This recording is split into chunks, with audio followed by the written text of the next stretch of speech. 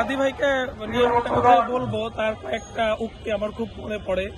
তার একটা উক্তি ছিল, জান দিব জুলাই দিব না। আর একটা উক্তি ছিল, সে আসলেই কোনো না কোনো ভাবে বুঝতেই পারছিল যে তার এইভাবেই মৃত্যুটা হবে।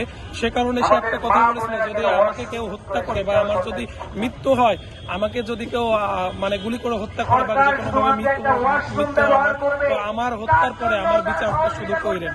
আর আমি হাদি ভাইকে নিয়ে একটা কথা স্মরণ করব, যে যেটা আমাদের হাদি ভাই আমাদেরকে শিখিয়ে গেছে, কিভাবে ইনসাফের পথে বাঁচতে হবে, কিভাবে আগামী বাংলাদেশকে ভালোবেসে বাঁচতে হবে, কিভাবে ইসলাম বা ইনসাফ নিয়ে আমরা সামনের আগামীর বাংলাদেশ গঠন করতে পারবো। তো আমাদের এখন হাদি ভাইয়ের যে উক্তিগুলো, সেগুলো আমরা বুকে ধারণ করে আগামী বাংলাদেশ নির্মাণের কাজ করতে চাই। এমনকি হাদি ভাইয়ের হত্যার বিচারের আগে আমরা বাংলাদেশে কোনো নির্বাচন চাই না। আমাদেরকে যদি নির্বাচন দিয়ে আসতে হয়, আপনারা মনে করতেছেন যে উপদেষ্টা মনে করতেছে যে দেশ থেকে নির্বাচন দিয়ে তারা পালিয়ে যাবে। আসলেই তারা থাকা অবস্থায় যেহেতু হাদি ভাইয়ের হত্যা হয়েছে, সেহেতু এই হত্যার বিচার তাদের থাকা অবস্থায় করতে হবে। আর না হয় আমরা জনগণ মাঠ ছাড়বো না, প্লাস আপনাদেরকেও এই দেশ থেকে পালাতে দেওয়া হবে না।